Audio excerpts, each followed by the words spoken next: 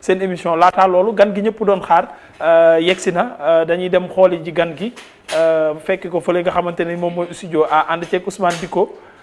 Pape Moussa Sow mi ci audio bi moom la ñuy waxtaanal ci problème audio WhatsApp bi nga xamante ne jàpp nañ ne dafa fuité ñenn ci ay njoñam jàpp ne moom moo jënne audio bi ba coow li eggi fii tey ñu ci bari dem wuyu ji ci yoon ku ci mel ni activiste boobu ñu naan Clédor Sène Guy Marius Sagna ak Assane Diouf mi nga xam ne invité woon nañ leen fii ñu bari nag Pape Moussa ma yëgal la ci xibaar jàpp nañ ne foofu noonee nga taxaw ku fa taxaw boo ëttul wuy ji yoon jiiñ nañ ñu ko daal xaw ma nag ndax yow di nga jël say responsabilité taxaw foofu bu baax a baax kon Pape Moussa ñi mewu parce que foofu la Clédor Sène taxawoon bi mu jógee aal ki nga xamante ne nii moom mooy Assane Diouf ca ngoon nga ñu dem wuy ji ñoom yoon tey nga teg ma ngeen teg ma fi non mais kii daam Mbodj jaar na fi te woowuñ ko kon am nga merci di ko merci beaucoup kooku moom mooy Pape Moussa Sow moom la ñuy dem fekk depuis studio A gannaaw bàkk bi ñu nuyu ji Ousmane Dicko mu dalal gan gi jaa ngeen jëf ci teewlu bi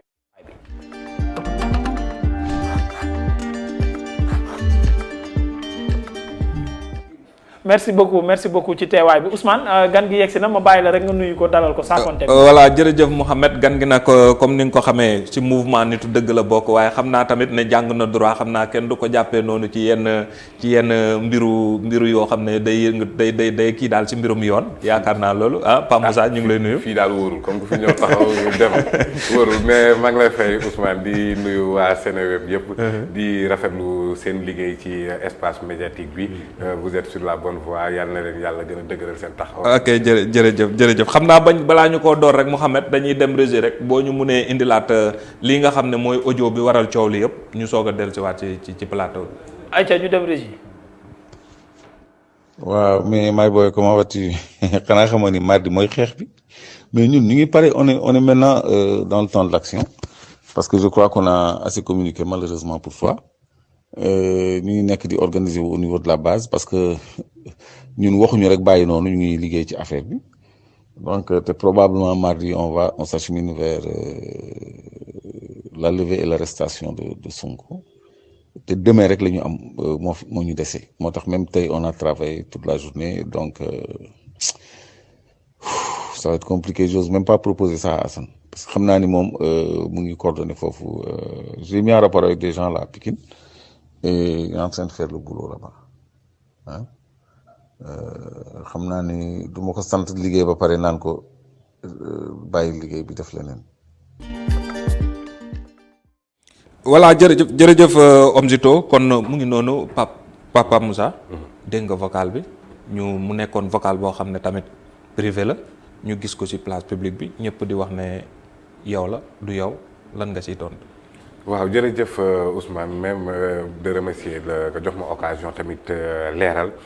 effectivement Clédor ku ma xam la on se connaît depuis très longtemps on a partagé beaucoup de combats ensemble wax dëgg yàlla ba moment bi nga xamante ne ñu ngi xaw a jël retraite yi yu ni mel alors li nga xamante ne tey xew na ci audio bi non seulement mu ne maa ko génne mais mu ne it buñ ko arrêté éventuellement bu ñu leen arrêté man maa tax parce que man maa ko jaay état ci nu ma ko mën a expliquer ndax moom Clédor xam lan la am lu extraordinaire ba ku ko jàppalu dafa am sa affaire day baax noonu da ko waxee foog naa alors déjà li nga xamante ne moom moo nekk ci audio bi man génnewu ma ko benn ci place publique amul et je maintiens le fait que amul lenn loo xamante ni ci sama diggante ak Clédor nga xam ne yàgg na lu mës a fuité ci man de quelque nature que ce soit loolu mësul exister et que moom ci boppam yàgg nañ man ak moom ànd ci ay xam na ne développé nañ des stratégies beaucoup plus compliquées que ça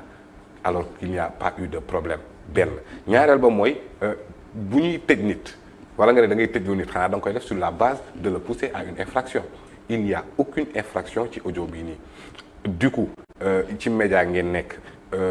espace public bi dara umpaleetul est-ce que Clédor Sène dafa wax ci audio bi quelque chose de nouveau par rapport à conférence de presse bi mu def je pense que non amul lenn lu mu ci def loo xamante ne lu bees la alors la responsabilité pénale là c'est les juristes qui parlent c'est une responsabilité individuelle mënuñoo arrêter nit sur la base d'un fait d'autrui qu'est-ce que Guy Marius Sagna va faire là-bas ci arrestation bi pourquoi Assane Diouf mi nga xamante ne envoyé wul audio recevoir wul audio xamul nu audio we pourquoi ñu koy arrêter dans ça juste pour dire que arrestation bi nga xamante ne xëy na moom mu ngi ko doon teeru n'a rien à voir ak li nga xamante ne moom mooy audio bi sinon Guy Marius Sagna qu'est-ce qui justifierait son arrestation donc xam nga li kii rek mooy audio bi yéen ñaar conversation privée la woon lu ko génne kon yow nee nga du yow kon foo yaakaar ne fa la audio bi war a seen déjà après que mu woo ma ne ma audio bi mu ngi ci internet bi man j'étais perdu ma ne ko xaaral ma xool envoyé ma lien ma dugg ci Facebook dugg YouTube dugg fu nekk dugg naa fa pour jéem a xool fan la nekk mais je n'ai rien vu waxaat ko ne ko mais grand li ngay wax nii nu mu demee noonu parce que man ak yow ñu ñooy waxtaan te je ne vois même pas de raison amul lenn loo xamante ni mi ngi fii lu war a mën a causer benn ennui ci yow alors il a insisté sur ce fait ma ne bon grawul après may toog di xalaat lu schéma bu nekk xalaat naa ko dañ ma piraté kenn jël sama téléphone schéma bu nekk xalaat naa finalement je me suis rendu compte que pratiquement ni ma ko déggee ci la nuit bi nga xamante ne moom la doon def live fi ma ne non kii il est de mauvaise foi parce que mënuma comprendre muy caractériser éventuelle arrestation am di ko lier directement ak audio boobu noonu dans l'exacte mesure où man xam nga lan moo waral audio yi man c'était dans un cadre strictement professionnel xaw ma ndax di ngeen ma ko mën a permettre ou pas mais li ma ko envoyé ba mu tontu ma li mi ngi sama téléphone ba léegi sama conversation ak moom c'était strictement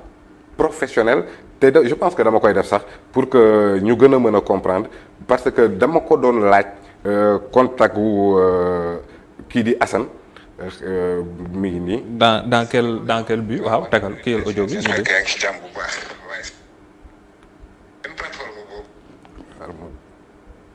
waaw mais asalaamaaleykum grand maa ngi lay nuyu di la ziar j'espère que yaa ngi ci jàmm bu baax waaye seen plateforme boobu noonu le peuple laa bëggoon a jël émission mais comme que yow jaar nga Karim jaar na kii moo jaaragul sama émission nu mu tuddati Assane Diouf waaye boo ma mënee passe numéro ma invité ko le mardi prochain ñu waxtaan ci seen plateforme boobu dina baax jaajëf grand. waaw mais ci la tontu. ok waaw léegi dans ce cadre strictement professionnel ma koy laaj contact gu Assane Diouf bu doon man dama am une préméditation bu ma def pour jéem koo dugal. contact gu Assane Diouf naka laa mën a xalaatee ne Clédor va faire ces développements là contact gu Assane Diouf soit da nga may envoyer numéro wala nga ne ma du mën a disponible pour x y z de raison mais naka laa mënee préméditer xam ne bu ma ko laajee numéro Assane Diouf il va faire tout ce développement là. mais est-ce que tamit. xam nga gis nañ explication yi. un peu ci kii bi. waaye ci audio bi est-ce que tamit nekkul ne xëy na amoon na confiance yow. xam nga la xam moom effectivement confiance boobu noonu. moom xam na ne ça ne lui vient pas du néant xam na ne man ak moom yàgg nañ ci xeex. man yàgg naa ciy xeex combat yoo xamante ne yu gënoon a sensible fuuf lii nga xamante ne mi ngi xew tey l'affaire Imam Ndaw je prends en témoin waa nitu dëgg. Karim Xurum Xaq ñeneen ak ñeneen loolu moo gënoon compliqué fuuf ñu koy jiiñ ay terrorisme apologie du terrorisme blanchiment d'argent yu gënoon a metti question bi sensible kenn newul woon ci combat bi y'avait que nous kenn fekk ñu suñu wéet ci loolu. dem ci jusqu'au bout jusqu'à obtenir la libération de Imam Ndaw Frapp France Dégage dont je suis membre fondateur Frapp France Dégage je suis membre fondateur. Frapp lépp lu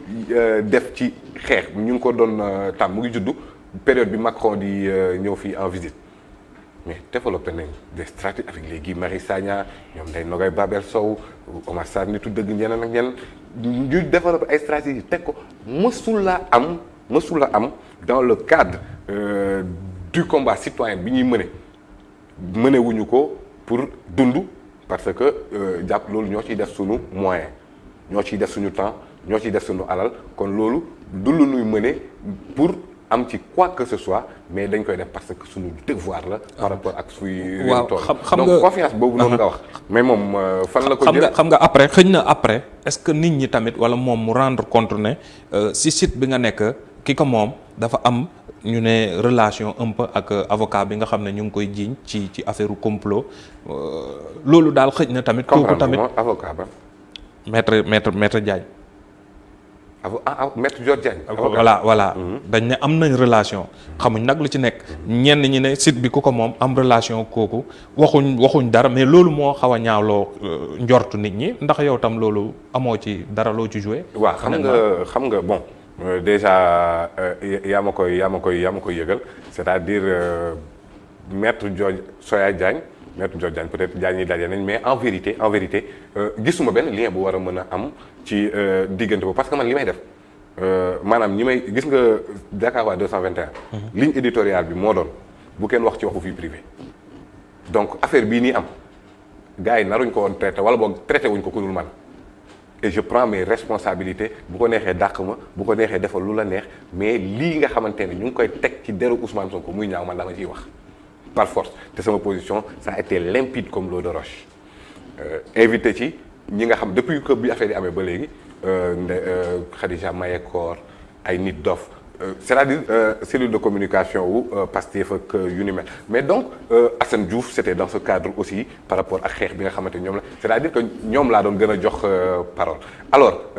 Soya dafa am relation ak maître Georges mais man loolu sama yoon daf ci nekk nit ñi ñoo ci kii noonu rek quoi mais man loolu influencé wul sama position Dëgg parce que ma position sur cette affaire-là reste limpide comme l'eau de roche un combat acharné contre toute balaa ñoo def tour de table est-ce que yow tey ñu jàpp Clédor jàpp Guy Marius jàpp kii nu mu tuddati ñu lay jiiñ ne yaa fuité vidéo kii bi audio bi est-ce que quelque part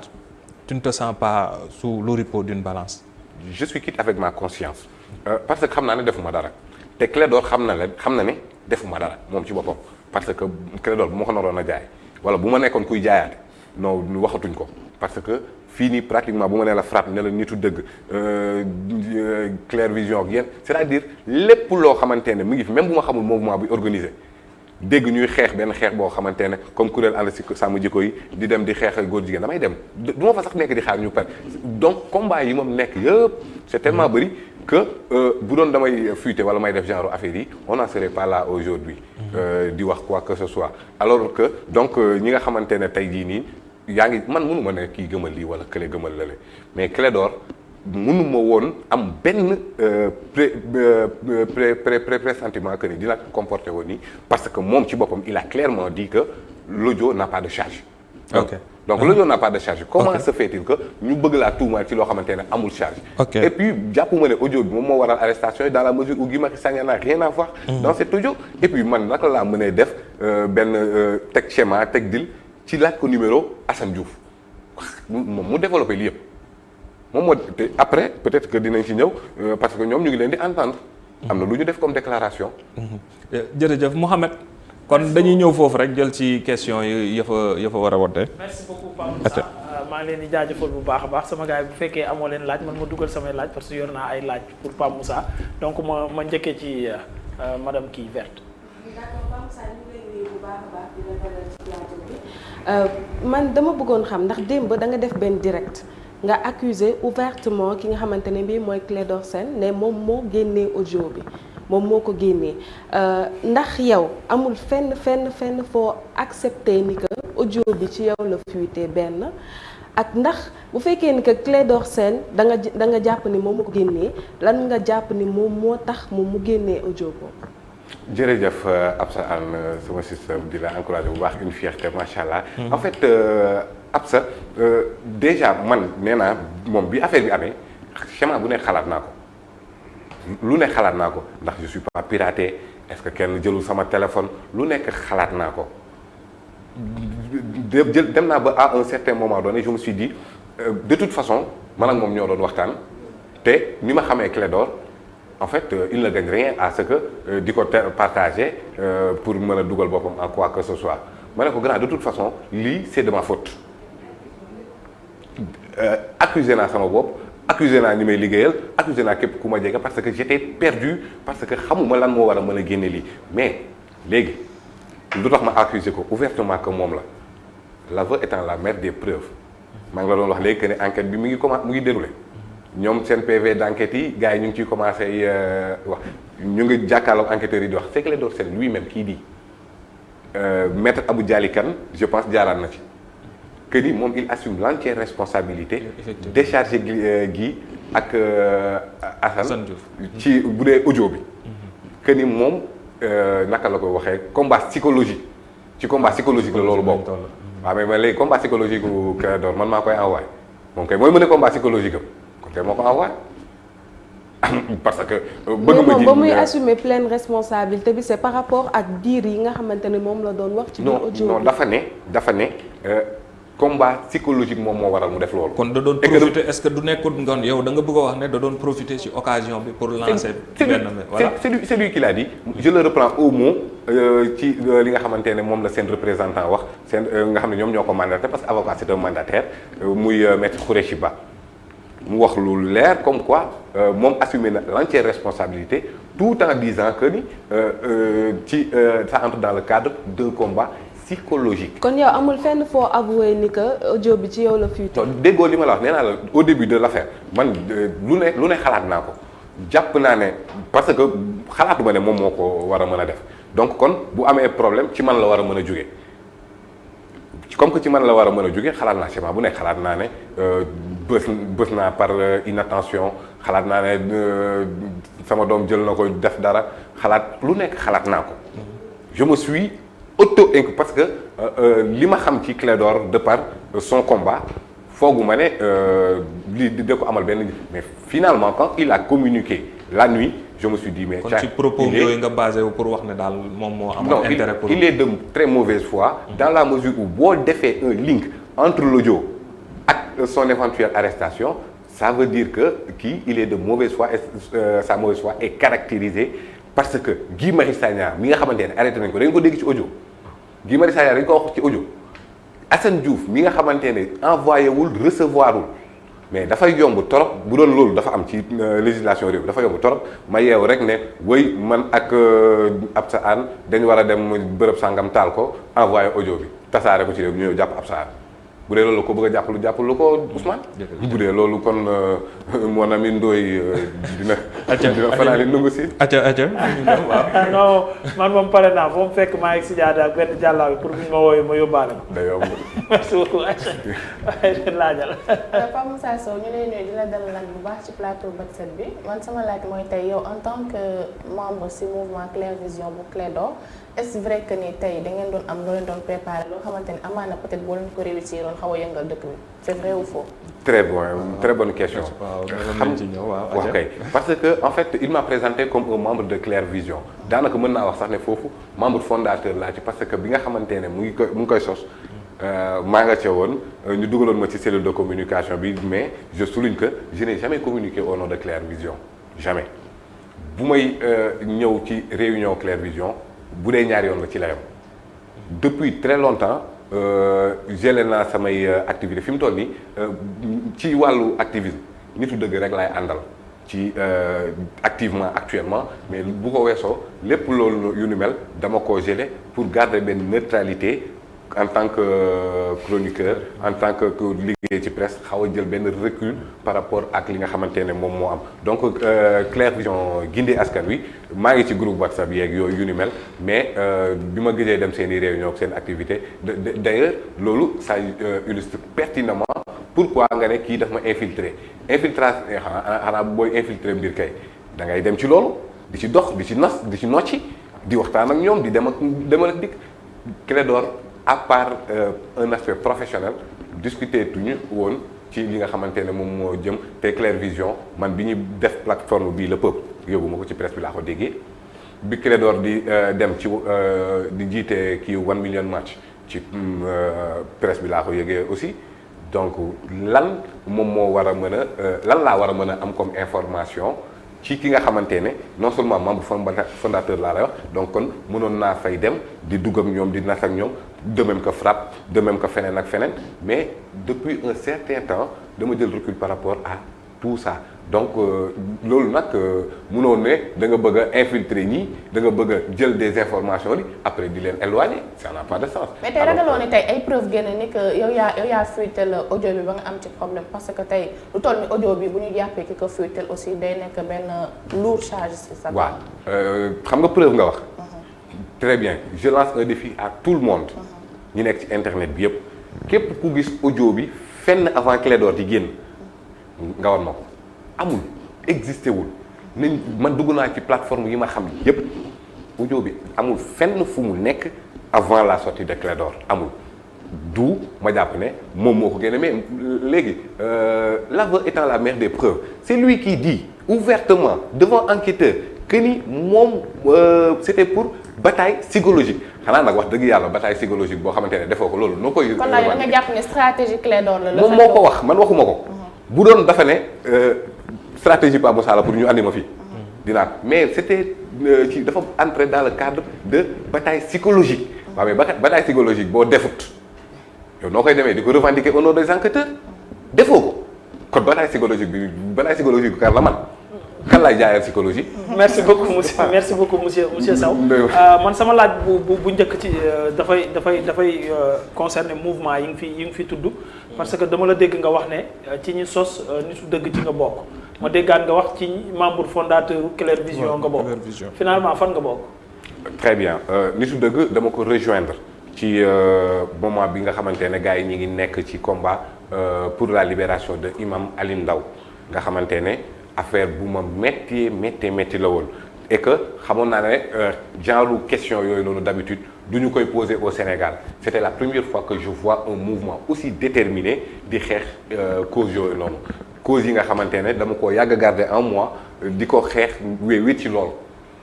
ba ma gisee nitu dëgg avec ñoom à l'époque Karim Xurum Xaq ma nga fa woon Omar Sarr Zigzag ñoom Cheikhul Khadim Lo ma ñëw rejoindre leen dans le cadre du combat pour la libération de Imam Ndao donc loolu duma ci membre fondateur dama ko rejoindre en cours à cause d'un combat que j'ai jugé très noble kii loolu noonu te maa ngi la ko doon wax foofu la stratégie yi gënoon metti foofu la question bi gënoon sensible teewut mëne nañ combat bi jusqu'au bout haut la main jusqu'à avoir la libération de Imam Ndao Frapp France dégage membre fondateur laa ci parce que nitu dëgg bi nga xamante ne bi ma lay wax ni moom moo nekk membre fondateur de Frapp dans ci benn événement bu ñu amoon le 4 avril ñun dañuy faral di organiser des fêtes de l'indépendance c'est-à-dire fête ñu def des fêtes maanaam que ce n'est pas une fête il y a la continuation de la colonisation qui est là indépendance amu fi loolu ñun ñoo ko initié nitu dëgg ñu nekkoon ci loolu di ko préparer boole ko bokk yeneen plateforme ay non aux APE bu Guy Marius Sagna ay urgence panafricaniste ak ñoom Ndeye Nogay Babel Sow Kimi Seba affaire yooyu noonu ñu ñëpp ñëw rejoindre ce affaire boobu di défaite de l'indépendance bi ñu paree fekk visite Emmanuel Macron di fi am ñu ne non lii c'est une occasion boo xamante ne war nañ koo saisir pour ñun suñu combat tamit daf ci bokkaale nekk des anti-impérialistes nekk ñoo xamante ne dañuy xeex li lépp nooteel colonisation néocolonisation yooyu noonu yëpp dañu koy xeex ak la même détermination Emmanuel Macron di ñëw ñu ne non dañu continuer plateforme bii nii moo tax France dégage Frapp tuddul France dégage France dégage c'était juste une campagne pour l'arrivée de Macron foofu noonu ñuy teg ay stratégie di nocci te parce que foofu on avait affaire à des chefs d'État chef d'État France bu fi ñëw ñun suñu nguur yii nii dañuy mel ni yàlla moom mooy ñëw ñoom lañ gën a respecté sax que yàlla ñu waroon a non bàyyi ma daaneel rek non parce que tontu woo laaj bi Clair Vision laa doon wax ak mouvement fan laa dëgg laa bokk dégg ñaar yëpp nga ne déedéet waxuma loolu Clair Vision nga wax donc ma doon laaj foo bokk dans quelques secondes nga résumé rek pour yegg ci question mu gaaw parce que dama am laaj ba ci topp da ngay yow xam naa yaa di nga jaar fii nii léegi parce que da nga ne mouvement yi ma bokk da nga finalement fan nga bokk loolu la moo tax ma lay expliquer chronologie ngay exactement mais mu gaaw Frapp nitu dëgg mooy membre fondateur de Frapp man je ne suis pas membre fondateur de nitu dëgg dama ko rejoindre Clair Vision gindi askan wi Clédor dama ko dégg surtout sa communication sur les ressources naturelles mais la chose m'a tellement intéressé et que le gars li mu ci doon wax da ngay xam ne kii am na ci bagage et que l'orientation c'était juste pour former des relais de communication et que man lépp lu ma xam ci gestion ressources naturelles yi à 98% damay jàpp ne je le dois à Clédor Sène ci clairvoyance am mais ci ay gëstoom ak yooyu ba mu tegee loolu noonu automatiquement me rejoindre ko. en conclusion. déedéet waaw foofu ma conclure mais Ndoye di nga ma may de. bi ma ñëwee Clair Vision. sama yaay bi ma jur mu ngi biir Clair Vision sama yaay sama rak maanaam ma famille ñëpp ñu ngi ci biir Clair Vision kooku est-ce que booy naan da ngay xeex pour dugal ko est-ce que di nga doxalee noonu ak moom. ok Clédor barki démb bi mu naan bàyyi na affaire. sama yaay la wala génnoo ci. ci lan boobu Clair Vision yaa ngi fa ba léegi. non instant bi nee naa la dama jël retrait par rapport. sauf nitu dëgg. nitu dëgg moom maa ngi ciy continuer ak des activités. de manière merci beaucoup léegi par rapport ak audio bi. ci li nga teg fii ci laay sukkandiku jox ma numéro Assane Diouf ak tontu bi ñu la tontu benn amul liaison amul transition mais yow la doon waxal accepté nga loolu mooy mu ne my boy combat bi demee la ban combat la doon wax. non loolu yëpp xam nañ ko une lettre d'information a été déposée pour ça nee naa la li nekk ci audio bi amul benn information bu bees. combat non mais daf la préciser ne la may booy. ne la combat bi demee la. waaw c'est-à-dire ban combat moo waroon a am démb ci talaata ji. boobu laay laaj déggoo xanaa moom ci boppam nee na ci enquêteurs yi. moo tax affaire bi am solo nee na enquêteurs yi moom dafa juum le 24 dafa foog a dem mardi la alors que mercredi la moom dafa juum. mais li mu doon wax mooy la manifestation du 24 et loolu c'est connu de tous une lettre d'information a été introduite auprès de la préfecture il y a rien de nouveau ci audio boobu noonu ba mu bëgg a jël li mu wax ci conférence de presse moo gën a grave parce que là il est allé jusqu'à ne Macky Sall bu demee jusqu'au bout il appelle à l'insurrection. mais est-ce que juumut tamit rek est-ce que juumut bugg a wax beneen moo utiliser insurrection. non gars yi ñu ngi ko ciy critiquer parce que c'est illégal mais man je ne critique pas hein. Okay. Parce que pour man insurrection ci réew bi politiciens yi ñoo ko fi njëkk a woote insurrection weesuwul nga xiifal askan wi ba ñu mel nii insurrection weesuwul nga jël lépp lu ñu am ci ressources naturelles jébbal ko tubaab yi insurrection weesuwul ñun amuñu indépendance ci lenn suñu constitution suñuy rue suñuy lépp tubaab bi la loolu moom mooy insurrection kon ñoom ñoo ko njëkk a def bu dee jalgati yoon rek bu dee violé rek ñoom ñoo dàq violé ñëpp ñoom ñoo am problème ak. merci beaucoup sama dernière laaj ci biir audio bi aussi est-ce que du li mu tudd Assane ne ñimewu ko sant liggéey boobu noonu est-ce que du loolu moo dugal Assane ak liggéey boobu noonu ban liggéey la ba yow mu ko doon wax ak yow te ñimewu ko sant Assane mais loolu tamit il l'a encore clairement dit au niveau de sa conférence de presse non yow laa bëgg nga wax ñu ban liggéey la doon sant man ba ñimewu koo sant Assane parce que audio mu ngi wax loolu ñimewu ko sant Assane non waxul loolu maanaam bi nga ko woowee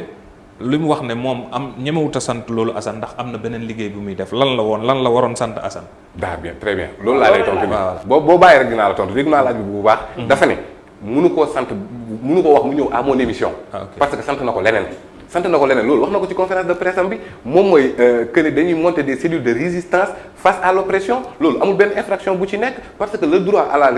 manifestation le droit de résister face à l'oppression loolu c'est un droit constitutionnel reconnu à tous les citoyens amul benn infraction bu ci nekk donc sant naa ko liggéey moom mooy cellules yi ñuy monter pour la résistance mais tamit mënu ma ko wax ci leneen mooy mënu ma ko wax mu ñëw ci sa émission c'était tout simplement ça. ok ayca merci beaucoup Ousmane ma bàyyi la rek nga terminer ak moom rapidement. voilà parce que li nga wax nii yëpp gis nañ ne yow da nga jàpp ne dañ la tooñ ak yooyu est-ce que fi ngay bàyyi problème bi wala da ngay porter plainte. non xam nga non seulement daf maa tooñ. benn mais tamit y a une volonté manifeste de me discréditer face à quoi que ce soit te man dama jàpp ne li nga xamante ne moom la warloo ak sama réew. ma dama koy def par A ou par B. alors li may mener comme combat dama bëgg mu aboutir à un résultat parce que man nekkuma ñoo xamante ne dañuy xeex pour xeex nii rek quoi parce que bëgguñ problème yi jeex parce que xëy na xeex yi ñoom ñoo leen dund man nekkuma ci loolu man dama bëgg xeex boo xamante ne day am un aspect utilitaire pour la société d'où mon engagement en faveur de Ousmane Sonko parce que booy xeex da ngay xeex koo xamante ne nag après dinañ mën a jël nguur gi teg ko ci loxo yu set loolu moom moo waral à chaque fois may soutenir Ousmane Sonko parce que gëm naa ne li may def à 98% moom mën na ko yeggalee foofu noonu alors kooku nag bu may jéem a discréditer pour réduire en néant li nga xamante ne dañ cee nekk ci liggéey ci combat parce que lii nii man je suis peiné pour ñu nekk di mën a débat bii nii alors que le combat est ailleurs mais université Cheikh Anta Diop je suis un pur produit de l'école publique sénégalaise foofu xam nga ne armée la foofu xam nga ne métti na foofu laa jàngee ba nekk en 3e année de thèse du ma yeewu xëy benn jour rek kenn bëgg a mabal lépp bëgg a discréditer jeter le discrédit sur ma personne ma toog di ko xaar donc effectivement une plainte sera déposée contre lui mu génne les preuves de ces allégations là parce que moom ma accusé à tort te vraiment daf ma tooñ. ok jërëjëf Mouhamed xam naa foofu la ñuy daanelee rek di ko gërëm moom pour ñëw indi leeral yi nga xam ne moom lañ bëggoon a am jërëjëf Pape Moussa. Ousmane man maa lay gërëm di gërëm waa Seneweb yëpp. di leen remercier ci occasion bi ngeen ma jox de m'expliquer par rapport à la chose parce que les commentaires vont dans tous les sens mais à un certain moment donné tamit teggituma moom obligation la il fallait donner un coup de frein à ces commentaires lourdement tendancieux à ces analyses très parcellières mais li nga xamante ne moom laa xam ci li ma nekk te du ma teggi sama yoon benn yoon et le combat continue. jërëjëf Mouhamed ñu ngi lay gërëm di la sant lii moo nekkoon tey ganu kër gi.